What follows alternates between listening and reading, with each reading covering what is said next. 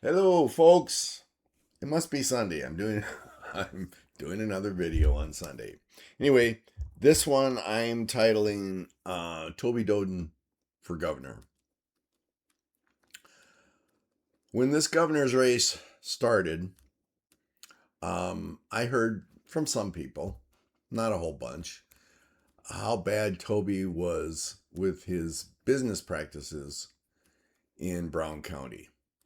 Okay, like I said, I heard this from some people. I couldn't verify it. And quite frankly, I had no interest in verifying it unless it was illegal business practices. Um, but it technically it was none of my business. It was the business of the people in Brown County. Um, if they were having issues, they have avenues to take care of it. If it was not true information or rumors, then shame on those peoples for starting it. Again, I don't care about that. What I care about is what Toby can do for the whole state. Um, and surprisingly, after I heard this information, I'm like, well, hell, Brown County, come June 2nd, they sure as hell aren't going to vote for him. Well, I was surprised. They overwhelmingly voted for Toby. He was put out there first for Brown County. So, I mean, what does that tell you? Is it just a select few out there that maybe have personal issues with him? I don't know. I'm not going to find out. I don't care. But Brown County spoke. They wanted Toby Doeden, or they want Toby Doeden for governor.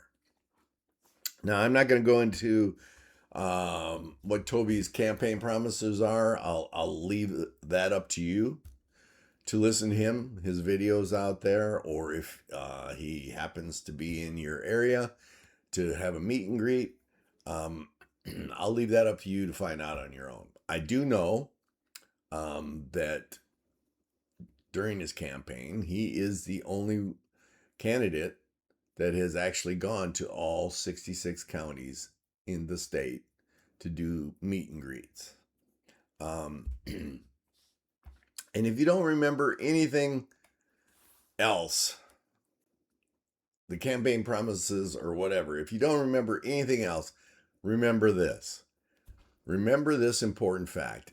Let's go back in history for a little bit and bring up Summit Carbon Pipeline. I do remember numerous ads by Toby blasting Summit Carbon Pipeline, pointing out all the things that were wrong with it, and attacking them as much as he possibly could. And I imagine there was some thousands of dollars of his own money that was invested in those ads. And then on March 7th of 2024, our beloved Kristi Noem signed into law SB 201, which had a very extremely controversial part in the bill, which removed the ability of counties and townships to establish their own setback rules for carbon pipelines. This meant that local governments couldn't enforce any regulations regarding how close the pipeline could be built to residences or businesses. And then let's not forget the eminent domain part of it, where Summit Carbon was going on to people's land and doing test drilling, and people were being arrested for trying to keep them off of their land. Let's not forget that fiasco that we had. But then you know the rest of the story. Citizens had enough, and they petitioned, and they got RL 21 on the November ballot, and 60% 60% of the citizens of South Dakota voted down SB 201, basically telling Summit to go take a flying leap. So does Larry Roden like Summit? Oh yeah. Oh yeah. Of course he does. He recently hosted a campaign event alongside Dan Lederman. And I didn't know who Dan Lederman is, but I found out he was the lead lobbyist on behalf of guess who? Summit Carbon Pipeline. Now, why would you want to host a campaign event with a lobbyist like that? Unless, for some reason, you're tied to Summit Carbon Pipeline. And then I also, closer to home, I do want to put this out there for y'all to remember. I had this in another segment. Pointed out that our local sheriff, Dave Ackerman, was asked by representatives of Summit Covered Pipeline to coordinate a secret meeting with the county commissioners and the representatives from Summit Covered Pipeline. We don't know what that secret meeting was, of course. Maybe one day we'll find out. Anyway, Larry Roden claims in ads that he's giving $1,000 back on our property taxes. Well, hell's bell. I might be wrong, but I didn't see any bill like that anywhere that we're going to be getting $1,000 back. And I sure as heck haven't gotten a property tax break that large. Is it coming? I don't know. Like I said, there was no bills in this 2026 legislative session that said anything about that. The only thing our legislators did was anything. I mean, there was numerous property tax bills, as I pointed out in another segment, but the only thing they did was they punted every one of those bills except for one, SB 96, where if approved by the county commissioners, it would give them the responsibility to charge us a 0.5% sales tax. Well, let me go back a little bit. They would have to approve it, but it would still have to go to the voters. Hopefully, the county commissioners would allow it to go to the voters. And then they would charge us a 0.5% sales tax. And this is supposed to increase or help offset our property taxes. We would be getting that money. Mm-hmm. Makes a lot of sense, doesn't it?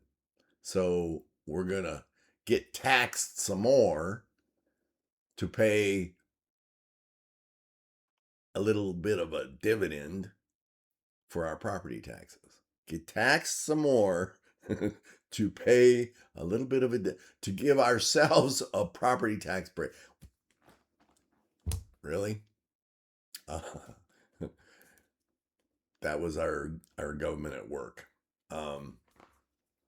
Then we have if that wasn't enough, then we have SB 76, and I'm going to show that to you and read it to you. So here it is, SB 76.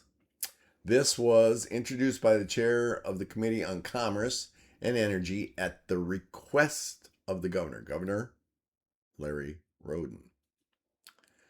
So basically, what this is, and I mentioned it in another segment when I talked about the bills, 2026 bills that went through our legislators. And basically, what this bill does, it says the state treasurer shall transfer all monies that are unobligated as of the effective date of this act from that portion of the South Dakota Housing Infrastructure Fund and designated for loans to the Revolving Economic Development Initiative Fund. No, I'm not. I'm not going to read it. Um, so basically, what it is they're going to be giving. Not going. Yeah, they're going to be giving $15 million to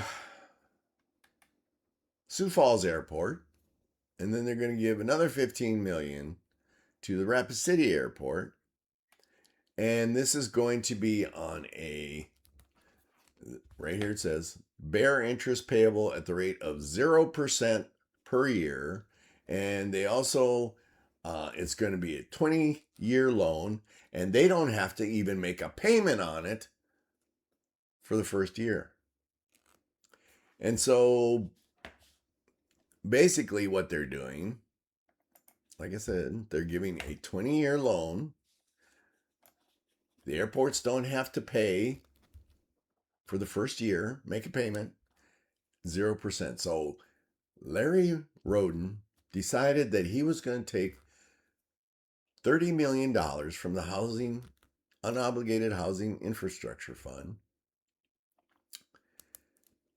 and give it to these two airports. And we're not going to see our money come back for 21 years. Hell, I might not even be around for that long to even see that money come back. You know, at least he could have, at least what he could have done is charge them 1 to 2% interest. Maybe, yeah, 1 to 2% interest.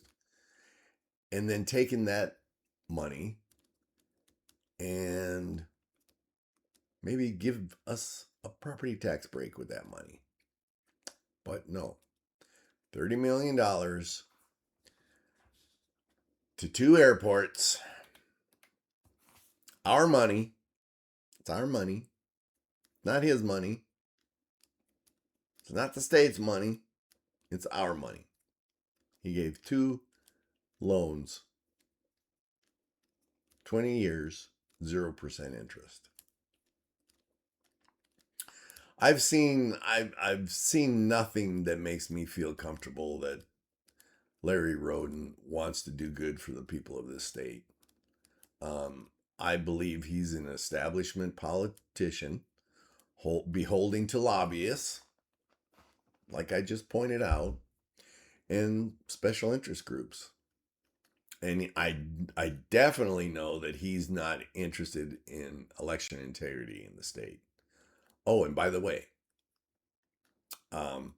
guess who one of his endorsements were? Yeah, our very own McPherson County State's Attorney Austin Huffman endorsed him. That tells me a lot. I don't know about you, but that tells me a lot. And with that said, I'll let you decide how valuable that endorsement really is. I wholeheartedly believe that electing Toby and Lance Russell now and Heather Baxter, I think they are the trifecta that the establishment is afraid of. I think they are the trifecta that is going to accomplish a lot in this state, and they're going to shake things up. If they work together, I they're going to shake things up. They really are. I believe that. I haven't talked to Toby personally to ask him any questions, but I did go to one of his meet and greets at Heldon Roscoe one time, and I liked what he had to say. I mean, what he said, and I'm going to let you do the research. What he said was not illogical. What he told the group is very attainable.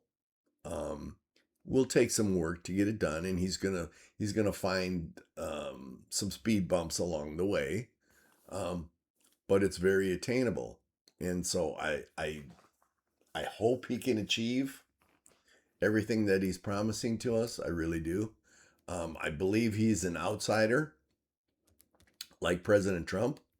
You know how you know how loved President Trump is by the deep state and the establishment, but I believe Toby is also falls in line with that as well. He's definitely hated because Larry is establishment. He's hated by the establishment in South Dakota, and again, I think if he plays his cards right, and when he gets in, um, he could really turn things around.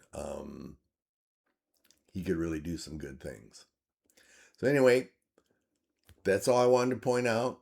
Those are my thoughts, my comments, my opinions. Elections coming up. Make sure to go out and vote, people. We need everybody out there voting. No excuses. No excuses. We have to have a better turnout than we had during the primaries. Oh, and just in case somebody says something,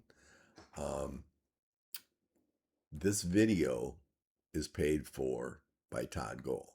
Not that I pay for anything to upload it. There's no funding involved. But just in case somebody has issues, because there's a state law that says you're supposed to say this or type it out or write it out. It is paid for by Todd Goal. All right, folks. Have a good one. Remember, go out and vote. We've got to get Toby across the finish line so that he can start doing some great things for the state. I could go into a lot more. I want him to, yeah, I'll just leave it at that. All right. Have a good one. Catch you later.